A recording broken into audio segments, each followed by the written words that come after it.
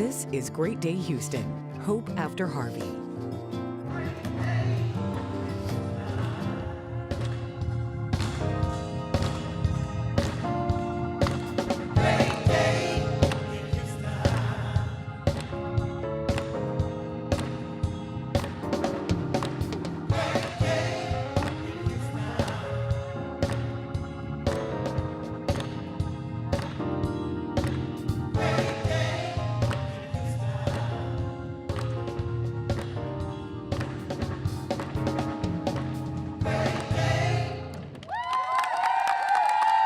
Good morning, everyone, and welcome to Great Day Houston, Hope After Harvey. We're coming to you from Community of Faith Church with Bishop James Dixon. As many of you know, KHOU 11 went underwater, so this is kind of our home away from home. A lot of people lost everything. What they are left with is a whole lot of questions, so our shows are focusing on the questions you need to get your life back together. And right now, we're going to start with legal issues. Robert Johnson is a volunteer lawyer with the Houston Bar Association. Please welcome him this morning.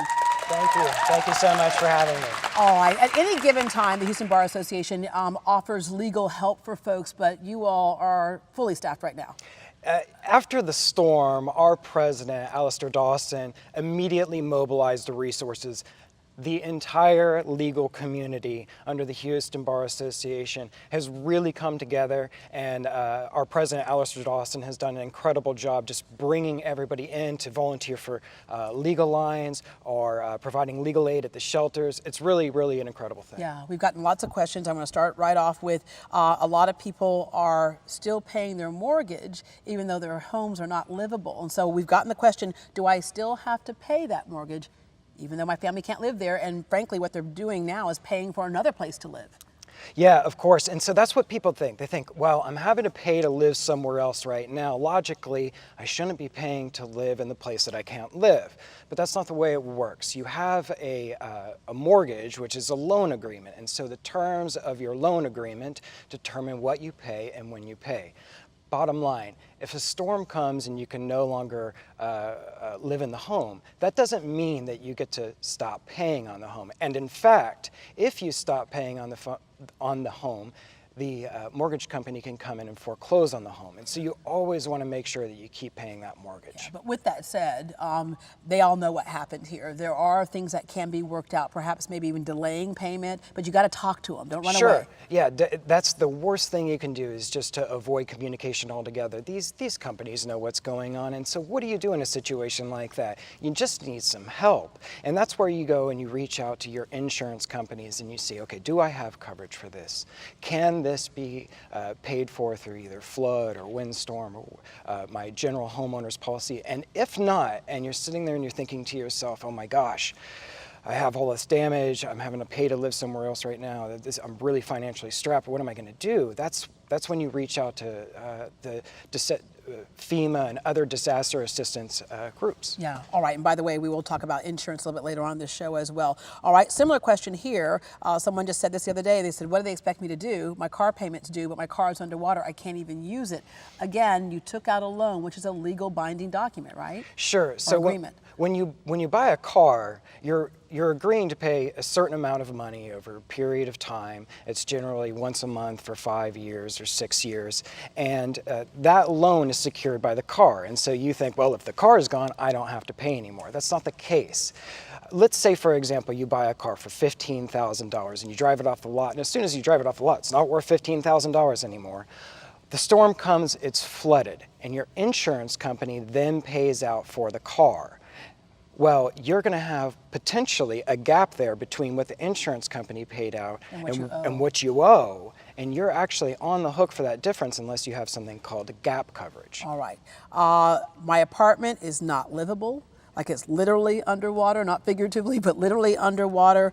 Do I have to pay the rent? It doesn't make sense to pay rent for something I can't even use. Sure. So generally speaking, I always give people the advice to pay your rent. Many of the legal rights in a landlord-tenant relationship really depend on the tenant paying rent. Now, of course, if something is truly uninhabitable or unlivable, the Texas Property Code does say that you can potentially break a lease in a situation like that.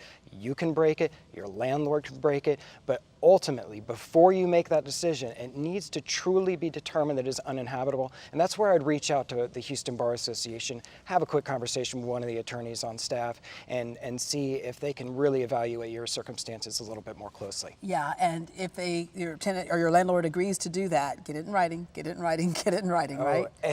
All communication between the landlord and the tenant.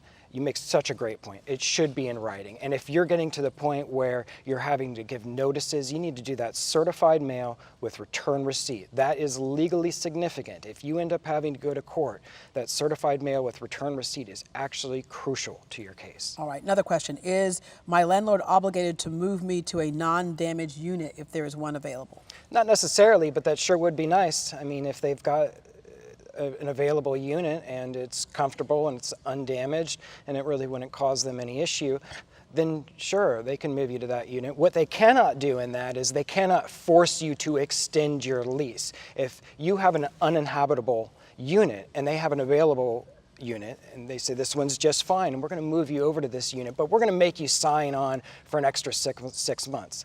They can't do that. They can move you for the duration of your current lease. Honor your current lease. Unless you guys come to a different agreement and you end up getting a better deal, and in that case you do want to explore the opportunity of extending your lease, and that's fine. Yeah. But just be aware. All right, there's another point you were making earlier when you and I were talking about unemployment benefits, and you say this is a case where a lot of people might misunderstand who's eligible. Right. So a lot of people missed work during this storm.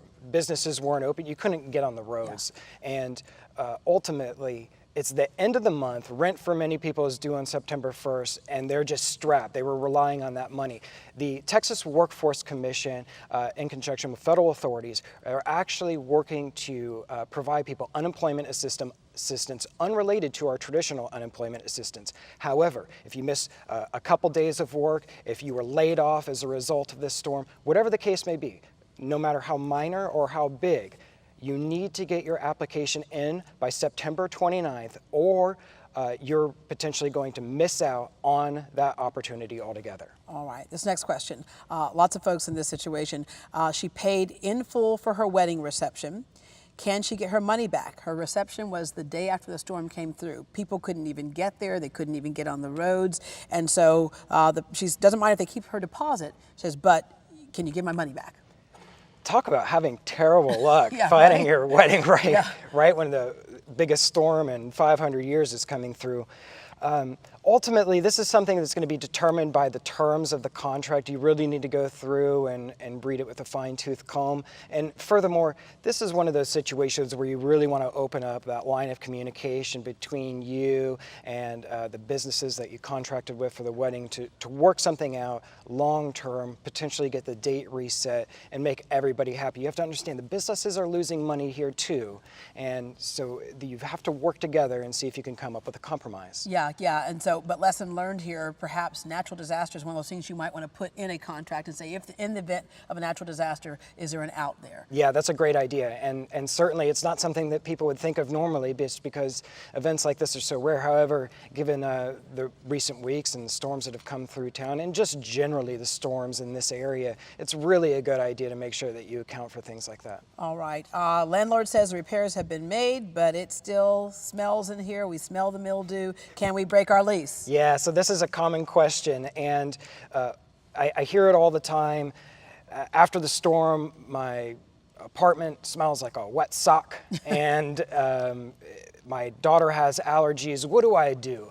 And again, do not stop paying rent. Do not unilaterally attempt to break your lease until you have exhausted everything. The landlord has a duty to repair those things that materially affect the health and safety of an ordinary tenant. However, all they have to do is make reasonable attempts to repair it. And so if they've come in and they've made repairs, first of all, step one, good on them. They're trying. But step two, if they have not yet succeeded in repairing or taking care of the mold situation, put them on notice, give them another chance, and let them keep coming out. The law kicks in when they stop trying. All right. A lot of people wiped out, and they feel like they might need an attorney, or at least an attorney's advice, but they don't have the money to pay. There is help. There's a lot of help. Again, like I was saying at the top, the Houston legal communities really come together after this storm. And first of all, the Houston Bar Association is hosting Legal Lines every weekday now, extended hours from 3 p.m. to 5 p.m. I will be there, other attorneys will be there. You'll be able to speak to us, run these questions by us, and you get in touch with us at 713-759-1133.